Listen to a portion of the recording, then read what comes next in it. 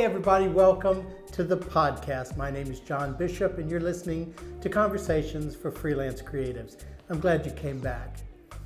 Wanted to talk a little bit about what's going on in my art business and kind of what's going on at this time of the year. We're into the fourth quarter, and that is generally the time when we all are making the most money that we can make possibly in a year.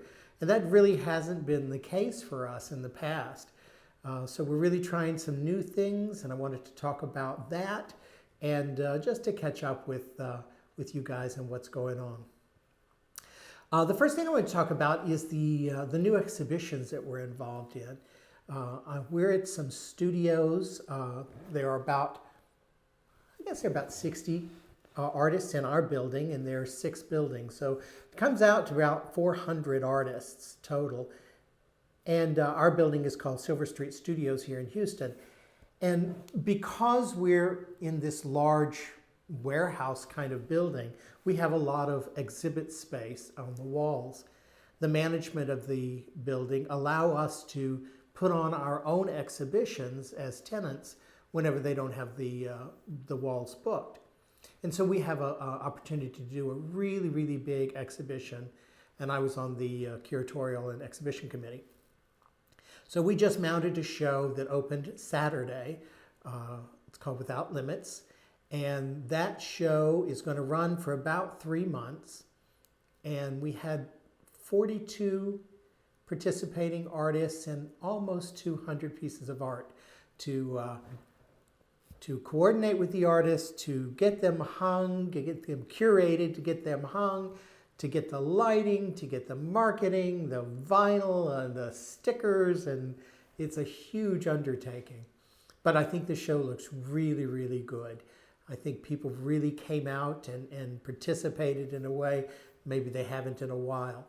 Again, I think it's because of the time of the year and things are hopefully slowing down for some of us in our own lives. Something else that we're doing is that we're actually mounting our own exhibition, Bogdan and I. We have 2 studios in the building, one for Bogdan and one for me. Mine has an exterior door that opens up to the outside parking lot. And so what we're doing is we're going to create our own curated exhibition every month from here on out, to where we're just featuring kind of a curated slice of Bogdan and my work. And the idea is that it's not so cluttered when you walk into the studio. We are just tripping over art because we have been producing a lot and sales haven't been what we hoped, and it's just time. And so the more and more crowded the studio became, the less people were able to really connect and appreciate the art. So what we're doing is we're doing a curated exhibition this month. This happens to be December, and we're doing our first one, and it's called You'll Do. Y-U-L-E, do you get it? So it should be a lot of fun. We're going to have a big reception. We opened that on Saturday as well, a couple of days ago. So that is up and running. So we'll do one every month from here on out, and hopefully be able to to be more targeted and more direct, and maybe even a little more professional in the way we're presenting our work. It's funny though, because we had several collectors come by for the opening on Saturday, and one collector sat down, and there have been a series of 5 paintings that were up high and often on the side on the wall in my studio, and now they're featured, and she sat down and said, I like those too. So hopefully there's going to be a purchase of those 2. And that's directly because she didn't have to look through everything to make that decision. So maybe it'll work. It's a good rule of thumb. Obviously we'll test it out and report back on how it's going. Another big thing is we just returned back from Mexico City. Now, both Bogdan and I applied for an exhibition, a show, an art fair called FAIN, F-A-I-N. And FAIN is is a group out of Argentina that does these fairs in Latin America. They have branched into Mexico City. I think this is the third year they've done Mexico City. And this year they did Monterrey and Guadalajara as well. So you apply once, there's no fee to apply, and you have to be chosen. Well, I was not chosen for any of the 3 shows. Bogdan, however, was chosen for Guadalajara and Mexico City. And so we went to Mexico City, stayed about a week. We had to go there because when we left Guadalajara, if we had brought all the work out of the country and paid all those taxes, and then found out we got back in for Mexico City, we would have had to do that all again. So luckily, we were able to find people who would kind of store the work for us, both the printer we used in Guadalajara and Michael Swank at PRPGMX Gallery in Mexico City. He's the one that I do my residency program with and art labs with. So he was able to store them for us. So we went early, we got to Mexico City, we went and got the work, we took it into the exhibition space, the venue.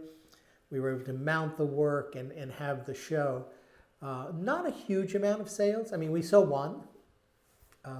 When you start to do the math and you figure out that we probably spent about $2,000 for the 2 of us to go, and once you take out the fees for the percentage for fine for the sale, you know, we'll make about $500. So we spent $2,000, we made $500. Not a great business success. However, you don't just go to these things for the sales. Obviously, sales are important and lovely, but you also go for some exposure. You're going to meet people, and we did. We met lots of people. We connected with Patricia Conde, who's a big gallery owner in Mexico City. She actually had met Bogdan 2 years ago at a photo fest where she saw his work. When she walked in, Bogdan greeted her. She didn't remember Bogdan, but she did remember the work. So it was lovely to chat with her. We gave her some promotional information, and who knows, might get a show out of that. We also ran into quite a few other people. We passed out lots of promotional materials, lots of Instagram followers. It's a good thing we did, and I'm glad we did it. Even though it wasn't the most cost-effective as far as sales. But anyway, it was a great trip. We didn't get to have virtually any kind of vacation experience at all. We just worked the entire time. But then we came home, and we're like I say, we have a lot going on this month, and I'm really, really enjoying this home studio. I think I mentioned before, my parents had passed away. They live right across the street. And their house is paid for, and we can put it on the market. But right now, we're kind of enjoying it. We're using it as our studio. So I'm able to do a lot of work here directly across the street without commuting the 70 miles to Houston that we have to go every day. So it's been great having these studios and kind of nesting at the same time. One of the things I think we're trying to do psychologically is kind of rid this house of all the memories of mom and dad. Not that we want to lose the memories of them, but we don't want to associate the house with that. And so yeah, it's a great place to work. We're very, very lucky to have it. And I'm trying to take as much advantage of that as I can. I think it's so important to have a space. Now, granted, I have the studio in Houston, but it's now turning more into a gallery space and not a workspace and not even my space. It's our space. And so the gallery, I have now this room, which is my computer and video room, hence the video if you're watching video, and podcast if you're just listening to the audio. So I have this room. I have a large room to paint in. Bogdan has space. We have a garage. We have a yard. We have a kitchen. You know, everything you need, and it's across the street from home. but it's like going to work. When I come here, I don't have to worry about the cat. I don't have to worry about folding the laundry or making lunch. So it is a good thing for us to be able to step out, have some dedicated workspace, and we are cranking out the inventory. We are doing lots and lots of work. But I mean, it kind of begs the question though. I mean, we're still 70 miles from Houston, and we need to look at, what are the next steps for us? One of the things that we could do is just move to Houston. That certainly is possible. We figure though, if we combined the sale of our house with the sale of this house, which is already paid for, even with those two together, we're not going to be able to afford a place of any substance that we could actually live and work in Houston, in the area where our studios are. So we're thinking, okay, maybe we just stay here, work from home 3 days a week, and only go in to Houston 2. We'll see. That's part of what we're going to have to figure out in our kind of next year plan. The other thing we have is we've been talking about, when we get around to it, as our business grows, it might be time to buy a van, because traveling the way we do, it's pretty hard to move a big canvas back and forth. You can go rent a U-Haul, I suppose. But, we said, okay, at some point in the future, we're going to probably need a new van. So as it turns out, we're using Mom and Dad's car. We have our own car. And they're both around over 100,000 miles. I mean, ours is just at 100,000, a little over, and Mom and Dad's is like almost 200,000. And we got up this morning and every red light came on in Mom and Dad's car. The engine light, everything came on when we turned on the car. So we're thinking, the writing may be on the wall that we're going to be buying this van a lot sooner than we had anticipated. So we've got all these expenses. We've had debt because we took out loans for COVID. We've got a lot of business decisions to make. That's part of the beauty for us, is that we're trying to do this as seriously as we can. We know that it's difficult. We know that it's a weird way to try and make a living, but we really, really, really want this. And we're willing to do the work and take the risks. We have a bit of a nest egg that we can kind of rely on to get us out of trouble if we get there. But man, every month we just seem to make it. And I don't know when that tipping point will come, but it will come. And all we can do is keep presenting ourselves. What's the saying? Keep giving them you until it's you they want. And that's kind of our philosophy. We have been in business now since 2015. And we changed our business dramatically about 3 years ago. So yeah, we should be over that hump of a new business where you're earning and making a profit.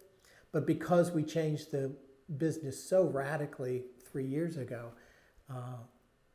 that kind of reset the clock for us. So, I don't know how many goofs we can afford, but I think we'll make it through this one.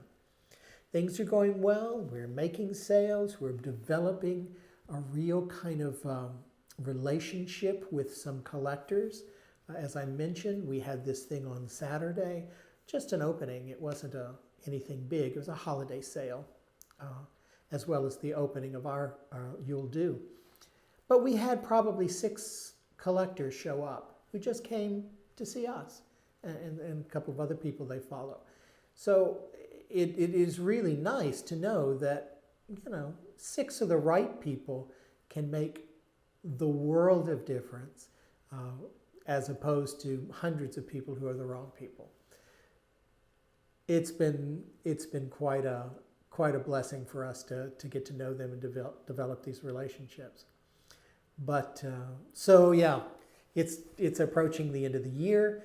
We're doing a lot of soul searching as to what kinds of changes we need to make. Well, we really need to understand how we did this year. And so I'm really wondering if we should do some sort of annual report.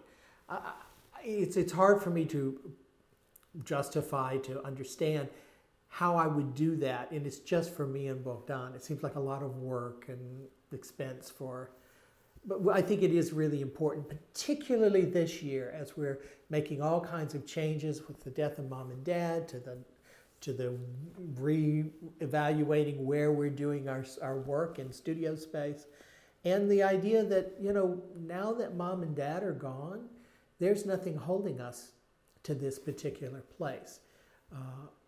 So, I mean, we're looking at options. I mean, maybe one of them is, you know, do we want to move? Do we want to move to Houston? We really don't have anybody in Houston. We have the beginnings of an art career there. We're making connections and establishing, but, you know, couldn't we do the same thing in Santa Fe and Brooklyn and on the West Coast, abroad, maybe Portugal, Berlin? There's nothing stopping us other than we just need to have a plan that we can, you know, afford. So we're really looking at lots and lots of options. So I think it's particularly important for us this year to really understand where we are, what we've done this year, where we are in the business, and then to look forward, you know, to making a plan for the future and for certainly next year. And we do that every year. We do our goal planning every year. But I think this year has thrown us a lot of changes that we might need to really reevaluate.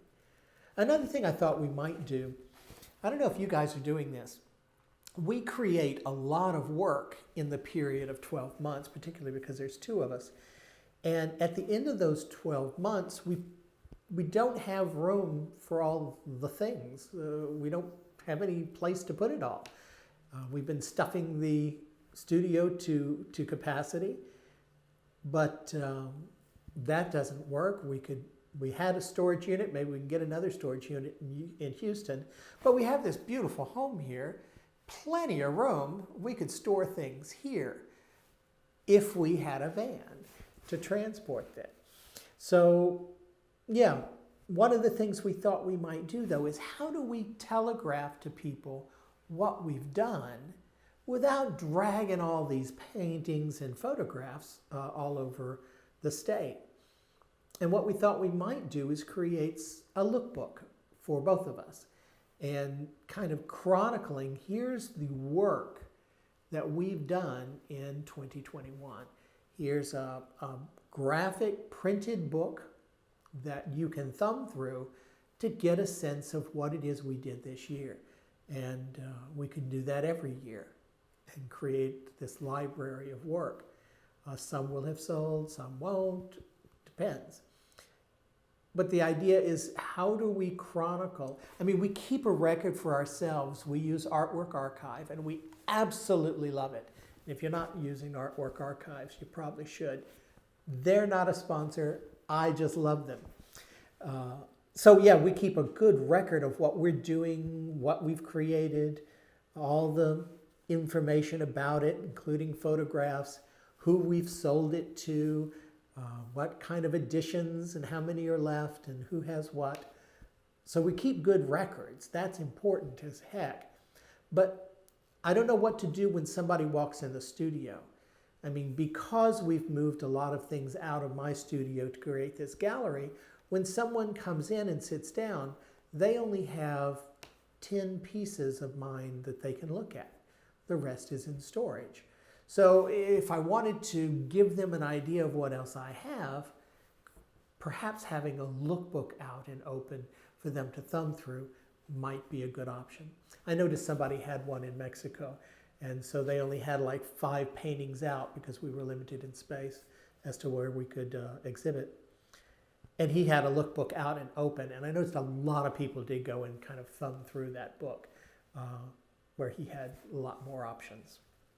So that's a thought as well, and something we need to look into is as we're kind of wrapping up the year. I know there's a whole lot I still need to do with with receipts and accounting. But that'll come. I still have, it's early in the month and I can still crank those puppies out. I think next year I need to get a lot better at that. I think what I really need to do next year is have, commit to saying, at least once a week, I sit down and do all the receipts that I have. Because I'll batch them and then I'll get busy and then it'll be a month or so and then it gets harder and harder to remember what the expense was, or it slows down my accountants when they're trying to close out the year, for example. I don't have all my receipts in. So then I'm actually impacting them adversely now. But it's interesting. We should have a really good year to review our goals. We create goals every year, and there was probably a video on that. And so now it's time to really go through and evaluate how we've done and start to craft where we want to go in the next 12 months and future and farther out. I mean, we plan an annual goals. We plan a 3 and 5 year plan as well. We also have a 30-year plan, but I'll be 90 then. So we'll see. So anyway, that's what we've been up to. I hope you guys are having a great week. Keep creative, and I will talk to you next week. Thanks so much now. Bye.